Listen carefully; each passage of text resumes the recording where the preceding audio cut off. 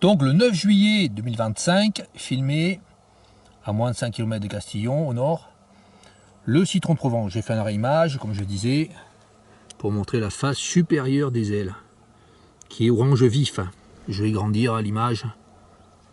Voilà, je vais grandir pour mettre à l'échelle, à peu près là, à l'échelle 1,1.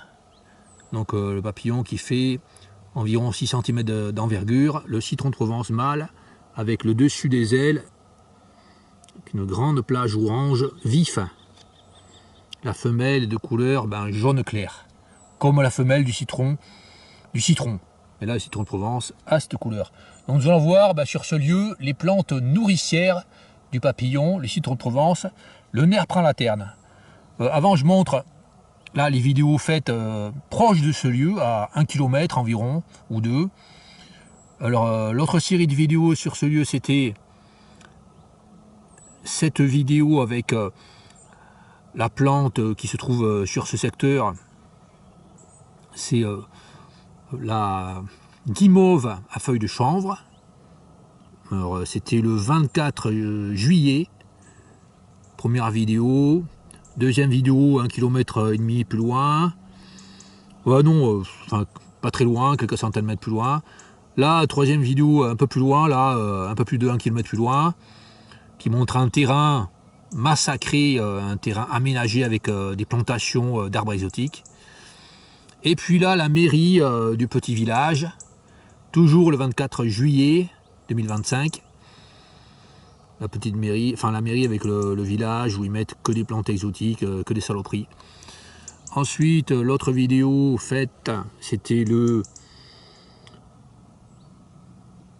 8 septembre. Alors c'est pas du tout sur ce secteur, là c'est à Lège-Cap-Ferré. Là nous voyons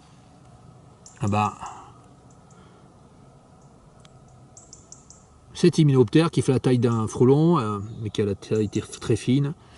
Un hyménoptère américain à Lège-Cap-Ferré. Et puis là, c'était le 19 septembre, boudier tué par saut d'excréments. Alors des excréments, c'est de la fiente de poule additionnée à du lait caillé.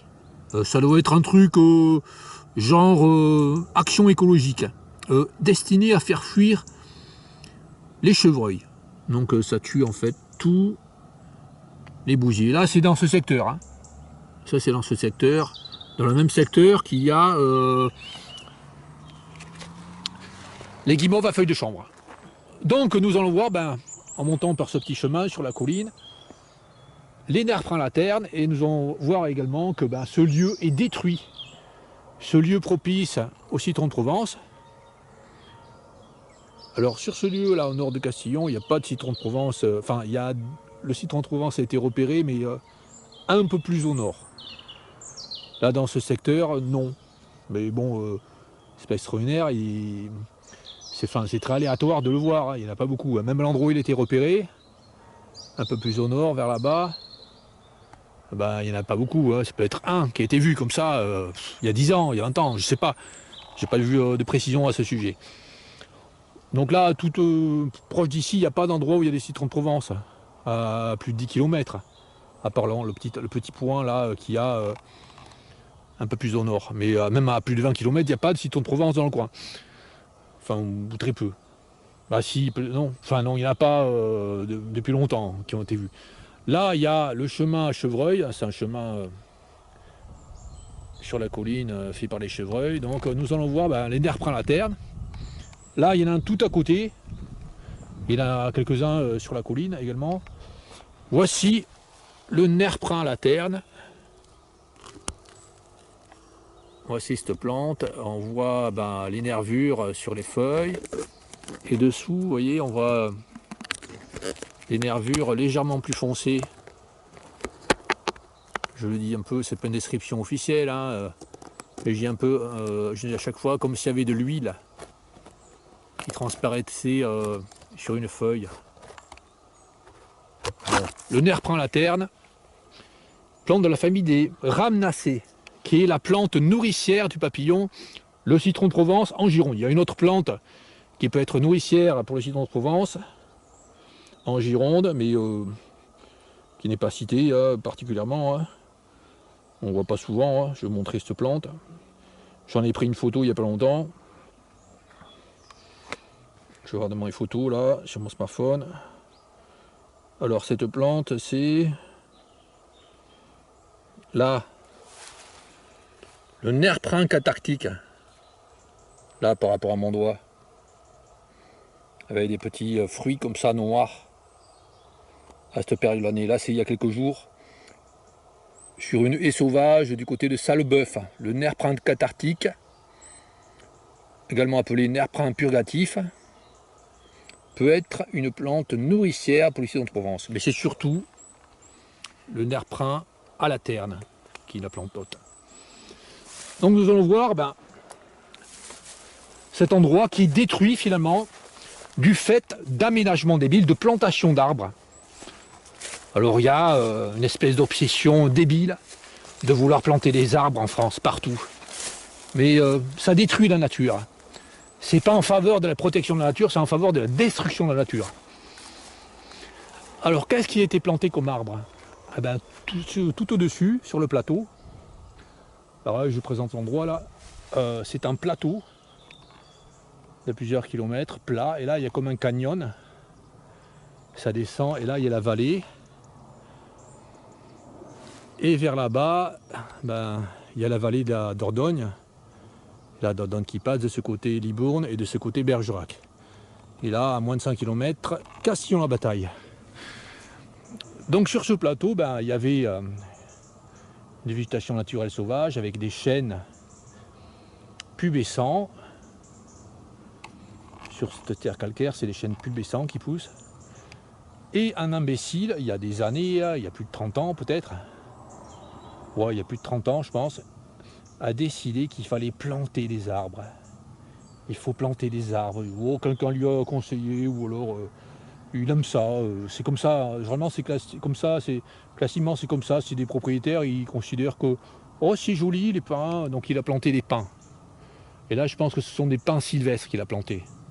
Vu la taille des aiguilles, on va voir de près. Donc sur le dessus, sur un terrain de 70 mètres sur 70 mètres, il a planté des pins sylvestres.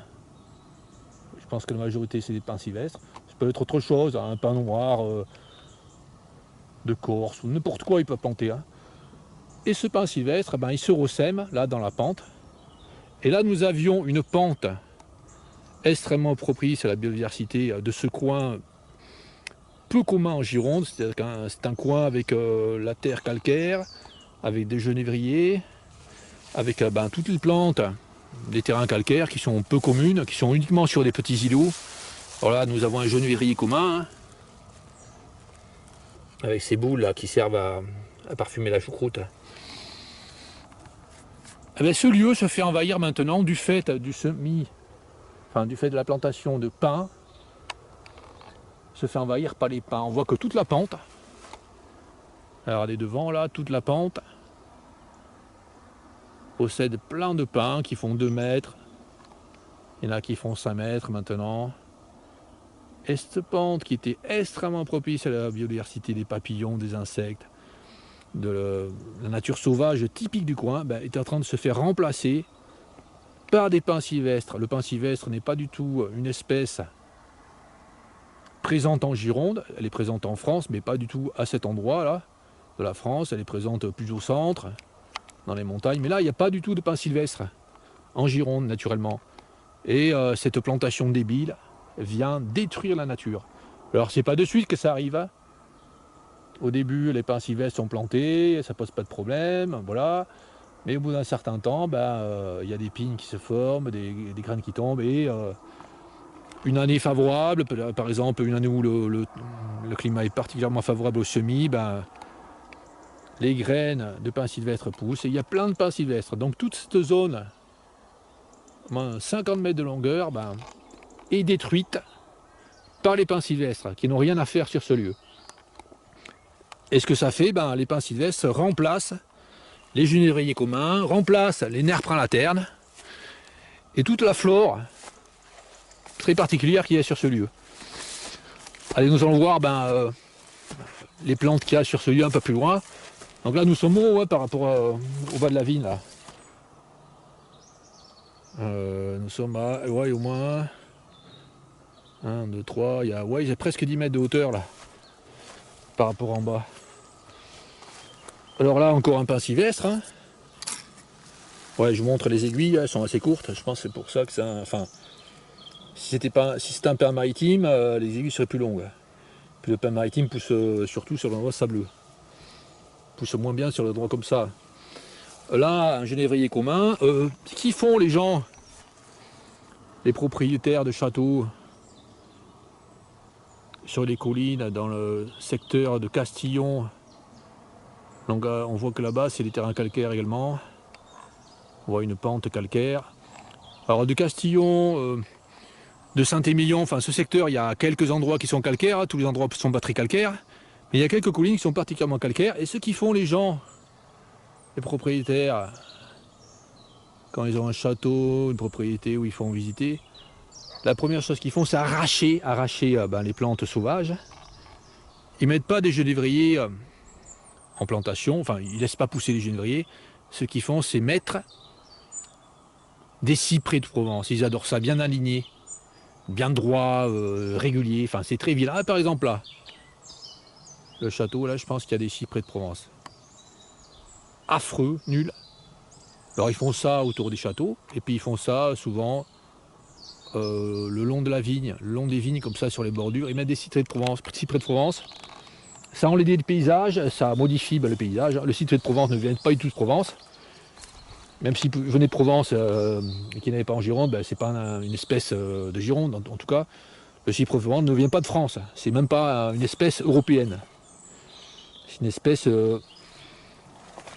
qui pousse pas, enfin qui pousse au Proche-Orient. Donc à cet endroit également, alors là cette pente, il y a des endroits qui sont secs dans la pente, des endroits qui sont un peu plus humides. Aux endroits humides pousse la succise des prés. Voilà la succise des prés. Alors qui fleurit tard dans l'année. Des fois à partir du mois d'août. La succise des prés, la fleur de succise des prés, qui est bleu foncé, enfin qui est bleu plus foncé que la fleur de Scabious colombaire. Et là qui a des feuilles comme ça. Bon là elles sont petites ces feuilles, mais d'habitude elles sont plus grandes. Assez rêches avec des petits poils secs dessus. Plante nourricière pour les chenilles et les papillons, le damier la succise, qui est protégé, alors peut-être pas en Gironde, mais il est protégé dans beaucoup d'endroits en Gironde, en France.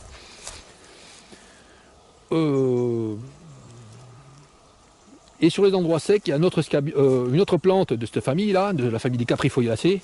Alors si vous cherchez sur les livres, ça ne sera pas la famille des caprifoliacées, cette plante, si le livre est ancien et s'il n'a pas été mis à jour, ça sera mis que c'est une plante de la famille des Dipsacacées. La famille des Dipsacacées n'existe plus, elle a été regroupée dans la famille des Caprifoliacées. Et maintenant les Dipsacacées c'est une sous-famille qui s'appelle les Dipsacoïdes. Mais je n'ai pas retrouvé dans les livres, je n'ai pas retrouvé de manière officielle ce nom Dipsacoïdes. J'ai trouvé ça dans le livre des plantes ornementales. Un livre de plantes ornementales qui remettait à jour toutes les familles de plantes. Donc la sous-famille des Dipsacoïdes, qui appartient à la famille des Caprifoliacées, donc les sucis des prés et les Scabious colombaires. Je vais essayer de montrer une Scabious colombaire, il y en a quelques-unes qui poussent. Faut trouver un endroit un peu sec. Ah mince. Bon, à des endroits, il y a la Scabious colombaire d'un côté, et à 2 mètres, la succise des prés. Mais en général, c'est d'un côté où c'est frais, enfin, elles sont séparées, mais bon, on peut trouver des endroits où il y a les deux pratiquement à côté. J'avais repéré là, déjà. Bon, je retrouve pas. Il y avait des Scabious colombaires, elles ont peut-être fini de fleurir, je suis venu il y a quelques temps. Donc il y a autre chose comme Scabious sur ce lieu, c'est la Scabious maritime. La Scabious maritime qui a, une fois qu'elle a fleuri, l'ensemble des fruits secs, qui est au bout de la fleur, ne forment pas une boule avec des pics noirs, mais forment quelque chose d'allongé, cylindrique, long. C'est la scabieuse maritime, et qui pousse là au bord de la vigne, qui est derrière la petite forêt. Derrière la petite forêt, il y a la vigne, et le long de la petite forêt, là où c'est pas rasé à fond, il y a la scabieuse maritime qui pousse. Nous allons voir ça. Avant, ce que je vais vous montrer, un papillon qui butine. C'est un morosphinx.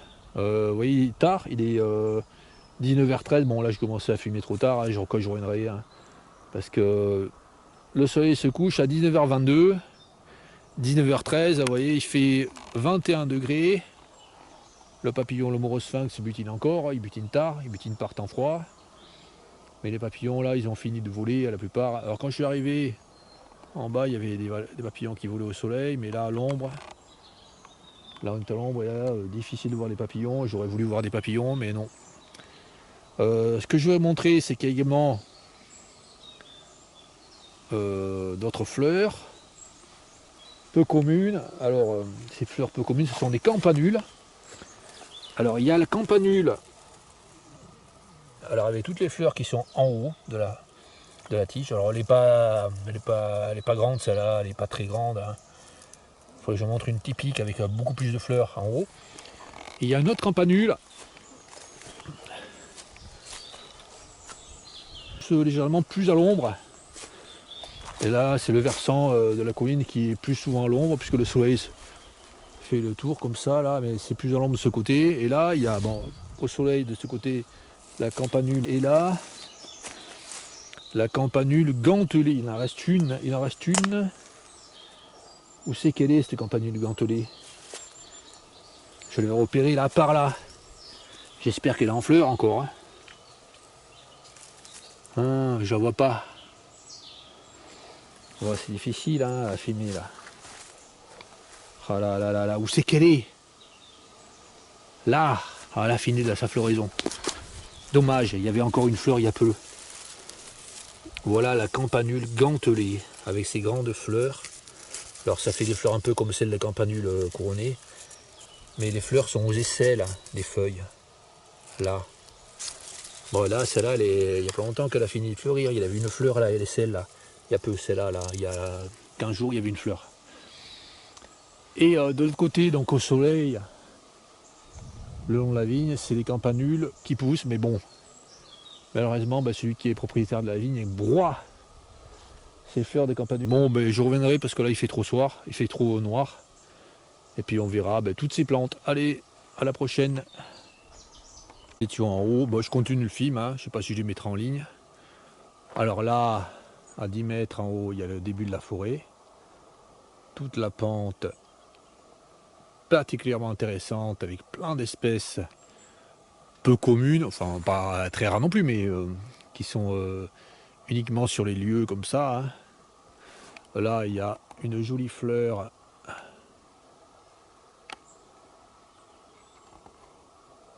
Bon, enfin bassée là. À large feuille, qu'on s'appelle la gesse à large feuille. Là, il y a l'endroit où les chevreuils viennent boire, ou je sais pas, se tremper dans l'argile, ou peut-être manger de l'argile. Hein. Bon là, je monte mon pied par rapport. Voilà, c'est comme ça. C'est les chevreuils qui grattent la terre là. Y a beaucoup de chevreuils dans le coin. Beaucoup, bon. Facilement, on peut en voir partir là en courant quand on avance sur les chemins. Là, ce qu'il y a, c'est des genévriers communs, très jolis sur la bordure. Ceux qui font sur les châteaux, là, au bord des châteaux, quand ils ont une bordure comme ça, ils broient tous les genévriers communs parce qu'ils trouvent ça dégueulasse. Hein. C'est caca pour eux. Ils veulent que ça soit une prairie de golf sur les bordures. Ah, ils veulent que ça soit comme ça. Ils veulent que ça soit comme ça là. Même pas comme ça. Ils veulent surtout pas qu'il y ait ça là. Pas d'herbes sèches, pas de fleurs de centaurée sèches, comme ça, rien. Ils veulent que ça soit dégueulasse, des connards. Allez, ouais, je vais arrêter de filmer là, il n'y a plus rien. Ah, je suis venu trop tard. Voilà la Scabious colombaire. Plus claire avec des pétales à Saint-Laube. Enfin, des fleurs à... C'est plusieurs petites fleurs qui sont au bout en fait, hein, de la tige, qui ont 5 lobes, soudés, c'est de lobes soudés. Hein. Entre eux, c'est pas des pétales, c'est des... En fait, il y a un seul pétale, mais avec des lobes soudés. Il y en a 5 lobes. La Suicide des Prés, ben, elle, c'est 4 lobes. Je vais pas arracher une fleur pour vous montrer. Hein. Je vais pas faire montrer ça, bon, on s'en fout. On reconnaît de toute façon la Suicide des Prés de manière certaine.